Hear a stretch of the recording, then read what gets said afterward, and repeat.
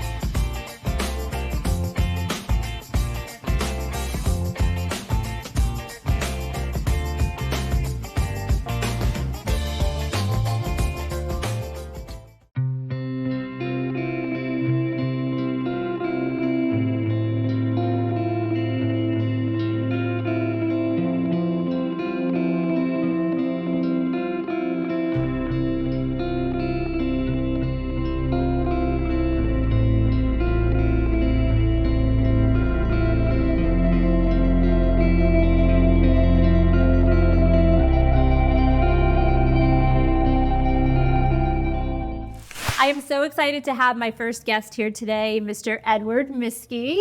I've actually known Edward for quite some time now, and he is just such a talented actor, singer, writer, all the things. And I'm so happy to finally have you here. I'm happy to be here. Thanks for having me finally. So you have such a musical theater background. I do. Can you just talk a little bit about that?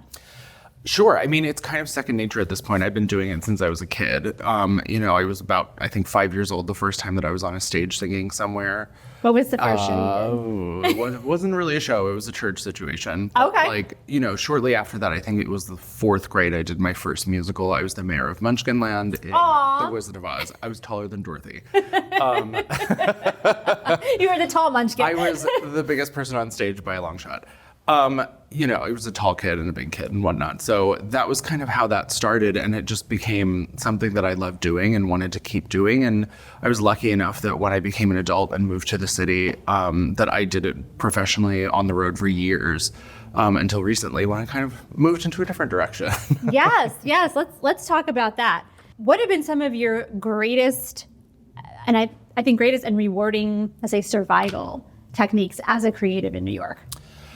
I mean, certainly, tale as old as time, we've all heard like bartender, waiting tables, doing catering. I actually found more of a niche for myself, not a niche by any stretch, but like what worked for me was early on, I got a job in finance as an assistant. And that was kind of the first thing that I did in my early 20s that I was like, oh, wow, you can like do both. Like you don't have to, like one does not negate the other. And it was a big light bulb moment. Unfortunately, that was also like 2008 crash moment. So I know that very went well. away very Yes. quickly.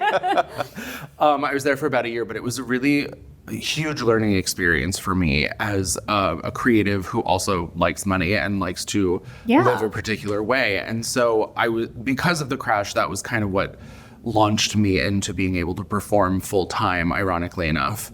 And I basically worked nonstop for the next, however many years. But, I did all of the little side hustles and all the little jobs here and there. And now, that I'm the age that I'm at, I 25. I find 26 at best. Yeah. I find myself like back in the finance admin world. And I really, really love corporate. And I really miss it. And it just feels like it's this very strange, like wrinkle in time where like 20-year-old me is meeting current me. And it's just like, all of this didn't happen, and we're just right back where we were, and it kind of feels great. But that's okay, though, right? No, do you think I that, don't like, view it as a step back at all. Yeah, like, do you feel like a lot of actors almost feel like they have to be a starving artist, or they're not really an actor? It's certainly perpetuated. I think that the idea that you have to be available 24 hours a day, you have to be available at the drop of a hat, especially with like video submission auditions are a big thing now amongst the theater and television community.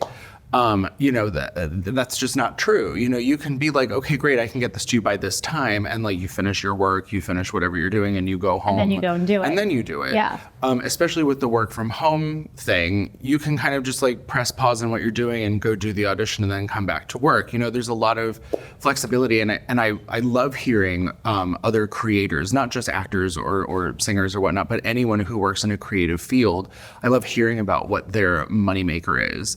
Whether it is working in corporate or whatnot. There are people that I know who, not personally, but know of, who are on Broadway or work in television, who worked in finance on Wall Street prior to them finding success. Yeah. And so to say or to assume that one negates the other is just not true. And I, especially more recently than not, have found it to be so freeing to be like, well, from this time to this time, this is how I make money. I love my job. I love the people I work with.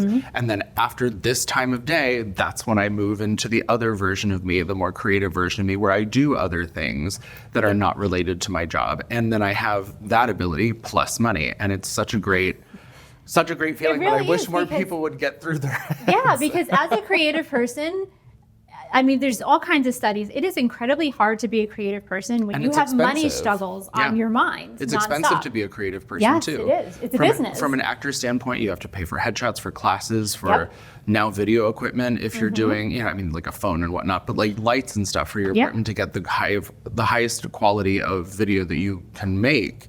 And you're constantly asked for money for things. And some of those things are scammy on you. Right. Not do those. But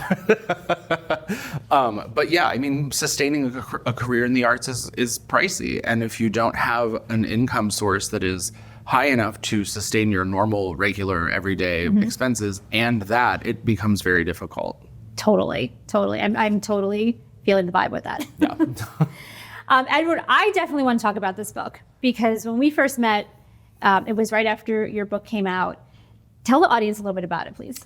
Sure. You have such an amazing story. Like, seriously, I am so proud to know you because you are a soul survivor. Thank you. I am, yes. So I, what year was it? It was about 2011. End of 2011, I had a little lump appear under my arm. And it took a bunch of weeks to go through a couple misdiagnoses and, wrap up a show that I was doing out of town until I came back and found out that I had a rare non-Hodgkin's lymphoma. When you say soul survivor, basically what that means in this context is that I'm the only person who has survived this type of cancer without a reoccurrence or who has lived this long after the fact. It's been over 11 years and I've not had a recurrence. I'm still so cancer-free, happy. which is, Amen. Yes. But I did decide to write a book about my experience, which is this cancer, musical theater, and other chronic illnesses. Essentially, what got me to write it was going through this ridiculous experience, which was ridiculous through and through from day one. Yes, I've heard some of the stories which we're not going to talk about No, they're on air. not family friendly. But, everything from experiencing the medical system from a very catastrophic standpoint to, again, learning how to make money when you're in a situation like that. What does the money situation look like? What happens to your career, your friends, your family, your relationships, and all of that. And it was that part was almost harder than going through the treatment. Hands down. And I didn't know how to really articulate that, and I didn't really know how to talk about that with other people until I met other people who were more recently dubbed survivors after the fact. So when this kind of came about, I was only 3 years out. And I had met someone who had communicated to me exactly that, what happened to the rest of my life. And that is kind of what put a little ding in my head about what I wanted to write about.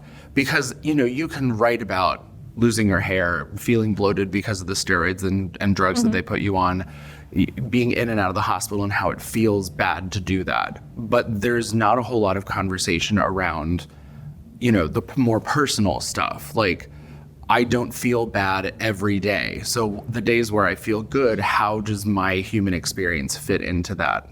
Life, it's really kind of a wild ride. And I tried to make it as funny as I could and as heightened reality crazy as I could. Oh, with your personality, there's no other way to go. Surprise. And speaking of that, I want to talk briefly about your podcast, I Want to Be a Rich Bitch. I mean, who doesn't? Who doesn't? It's the most fitting Give me the name money. ever. Tell us about it. Sure. So that was kind of something that came about with my good friend Sarah Seeds. Yep. Shout out Sarah. Hi, her. Sarah. And we kind of were having a very similar conversation where it's like, I'm so tired of not having money, or feeling like if I had a bad month or a bad week or something, that like I was decimated and I had no real financial ground to stand on, which I also think is a broader millennial conversation to have because of things that have happened in the past. But we started this podcast to kind of have the money conversation and the purposefully shaping of your life conversation. Because it's like a lifestyle, right? You don't have to have a ton of money to be a rich bitch. Like, what makes you feel? No, you don't, because and money is certainly the conversation, but there's a lot of other components to it. Like, who are you surrounding yourself by? What choices are you making for yourself that you're not even aware of? Yes. I have learned your vibe is your tribe. Their vibe is your tribe. And I will tell you, in the last couple of years, I've realized that I'm a professional self-sabotager. Aww. In like the tiniest little of ways. And it took me a long time to realize that. So it's a lot of that conversation too. Like, where's your brain at? Where's your heart at? Like, what are you doing? How are you getting from point A to point B and accomplishing your goals and your dreams? And also like allowing yourself to feel like, you've made it. I'm a rich bitch. I've got this. And with that comes financial and monetary reward. Yes. So what is the future? What does the future hold for you? What's coming up? Well, we never know what the future holds. But my future that I am putting out there and manifesting is that the book is going to be adapted for television. Yes. Sarah is my co-producer on all things. She's fabulous. And we are moving in the direction of having that happen, which we're very, very excited. We have some great meetings coming up. Some potential deals that we're so we're gonna stay in touch about that one. Plotting and planning. Always plotting and scheming. Always plotting and planning. And of course, this season 2 of I Want to Be a Rich Bitch, the podcast, is going to be launching soon as well. We are on the road to making that, hitting the go button, and we'll see. Awesome. We'll see what happens in 2024. And where can everybody go? Tell me, for the podcast, your social media, and to buy the book. Sure. So my social media is at Edward Miskie, Miskie, on all platforms, TikTok, Instagram, Facebook, etc. And the book is available at the Drama Bookshop on West 39th Street if you're in New York City. Otherwise, it's on Barnes & Noble, Amazon, Walmart, etc. And the podcast, I Want to Be a Rich Bitch, is Rich Bitch Pod on Instagram and TikTok. Edward, before you go, I have a new tradition now where all authors that come on to my set put the book on the shelf. Would you do that for me? Amazing. And can I ask you to sign it first? Oh, of course, okay, of course. Because I have a hidden pen already ready. All right, let's do it. There you go. Thank you. All right. Ooh. I get so excited. Thank you, sir. Let's go put it on the shelf. All right. To purchase Edward Miskie's book, Cancer, Musical Theater, and Other Chronic Illnesses, please go to Barnes & Noble or Amazon.com. Yay! Diamonds and watches and coins we buy. Need extra cash and give us a try. You'll get the the most money, and that's not a lie. We're in East Brunswick, so come and say hi. Call National Estate Jewelry Buyers at 732-257-4653 or visit us online at www.toppricesforgold.com. Diamonds and watches and coins we buy. Need extra cash, then give us a try. You'll get the most money, and that's not a lie. We're in East Brunswick, so come and say hi.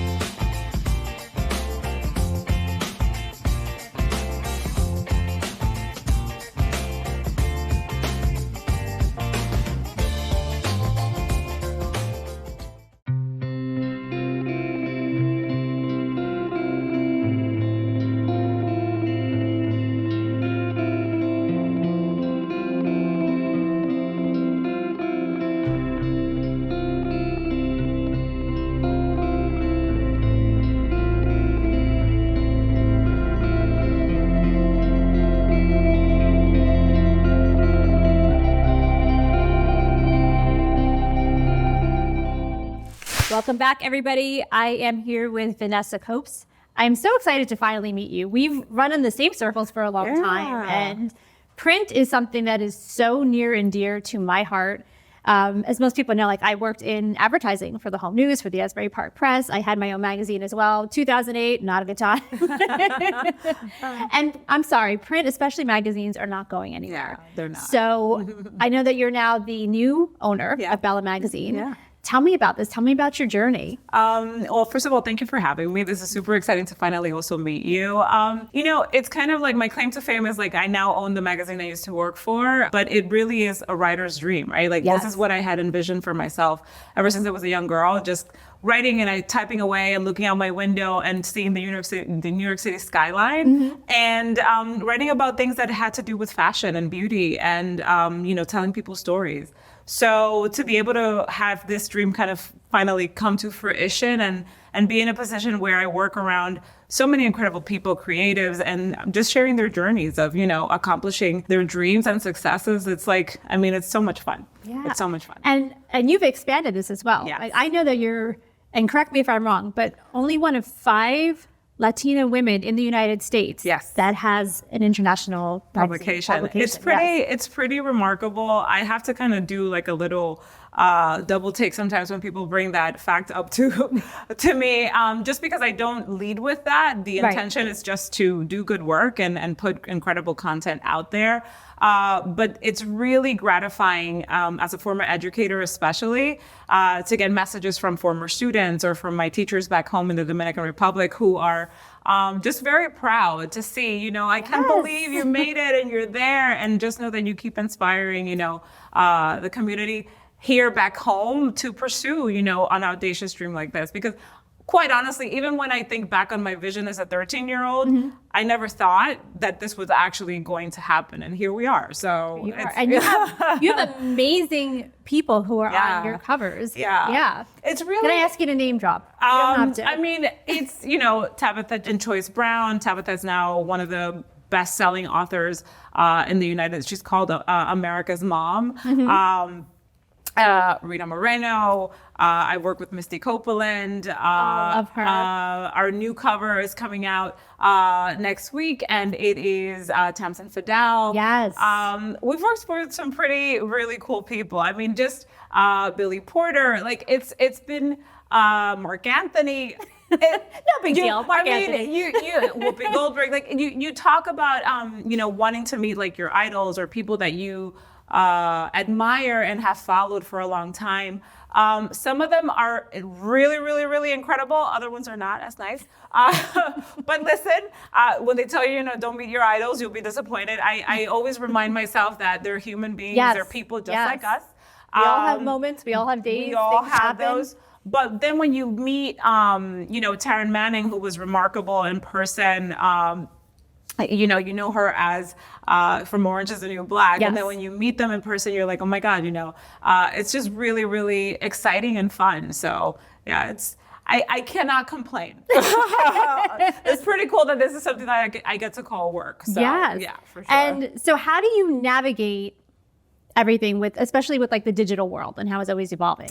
So something we've done really well, especially through the pandemic, believe it or not, people went back to reading. Yes. And this is how we kind of evolved and we're able to really continue to be in business, is because people went back to actually reading, and which was kind of like, don't we read? I think it's something like, to me, yes. and maybe it's because, I'm still 25, but Right there with you. I like to have something Yeah. in my hand Yeah. when I read. Yeah. Well, without getting too scientific, there is actual science that proves that is actually how you retain information. You have to actually have something You touch tactile. it, you have feel to touch it. it, feel it, and see it, and that's how you're able to actually retain information.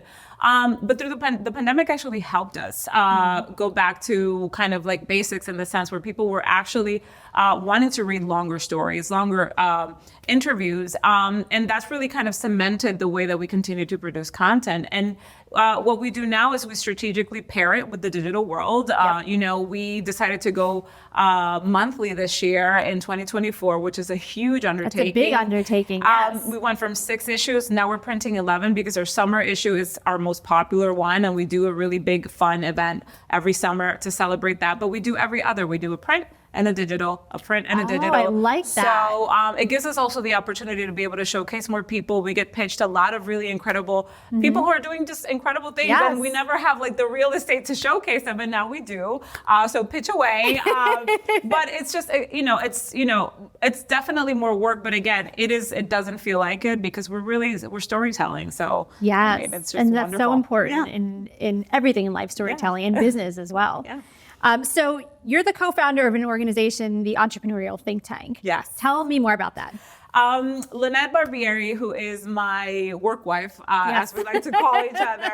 We have all those work wives, work husbands. Yeah, we met almost 12 years ago, and the remarkable synergy that we have, she has been in business longer than I have, and just kind of knew the ins and outs of the New Jersey area. I had just moved here from Staten Island, and I was very much plugged into the city, but New Jersey was like completely Foreign. new. People think it's foreign. Well, It's 5 minutes. now I like to consider myself a Jersey girl. Yes, so yes. I've been here long enough to know better. And when people tell me, "Oh, you live in Jersey," it's like they refer to it as the end of the world, and I'm like, it's literally like right across the bridge. But that's a Maybe whole South other- Jersey. No, Yeah. I'm kidding. No, but our goals are very similar with regards to helping and supporting other women just pursue their passions and their dreams. Education is at the forefront of a lot of what we do with the Entrepreneurial Think Tank for Women. And it's just an organization where we get together on a monthly basis. We have incredible speakers that come and teach us about, a specific topic that the women in the community want to learn about. But it's just about support and showing up for each other. So it's a lot of fun also. It's like your girls' night out for business, Yes. Well, so I'm it's- coming to the next Oh, Think Tank, so. amazing. I would love to have you for sure. Yeah. And speaking of women supporting women, and it may be a little bit more of a serious topic, but you are really an advocate for sexual assault Yes, survivors and the I book am. that you wrote. Can you just tell the audience a little bit about that? Of course. I mean, I'm a survivor. I was assaulted at the age of 5 years old. And, when people hear me say that, I immediately face this kind of drop.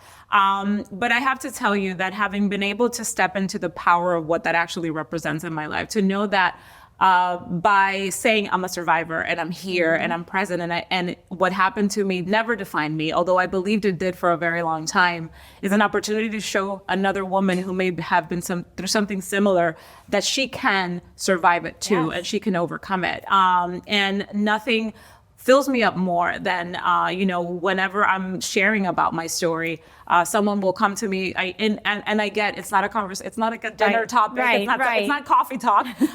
But when someone comes to me and says, what you said, what you shared, really hit home because I've been there and I know what that feels like. If I can do it for one person, then I've done my job, So, and advocacy is huge. This is what it looks like to have survive something like that. And you can thrive and you can really, set out to live a beautiful life if you intend to. So, and you have done that. And I'm so glad to know you. I think that you are such an inspiration That means so much. To all women and to all girls. And, if there's any younger girls out there, this is the woman you want to watch. So make sure you follow her. Actually, where can people go to follow you, to learn more about the magazine, the things? For the magazine, bellamedia.co, where we house both our English and Spanish versions of the publication, bellamag.co everywhere on social, and Vanessa Capas if you want to learn a little bit more about me. I think I'm funny. I think you're fabulous. I think I'm funny, and I try to share, my tips and tricks, especially on how to put this together, and try to juggle all the things. But yeah, you can follow me there, and I answer all my messages, so I would love to connect with you there also. Awesome. Yeah. And would you do me the honors of putting one of your issues on the shelf? Do I get to pick? You can pick whichever one you want. Yes. I'll tell you what, think about it. We will be right back after a quick commercial break. Diamonds and watches and coins we buy. Need extra cash, then give us a try. You'll get the most money, and that's not a lie. We're in East Brunswick, so come and say hi. Call National Estate Jewelry Buyers at 732-257-4653 or visit us online at www.toppricesforgold.com. Diamonds and watches and coins we buy. Need extra cash, then give us a try. You'll get the most money, and that's not a lie. We're in East Brunswick, so come and say hi.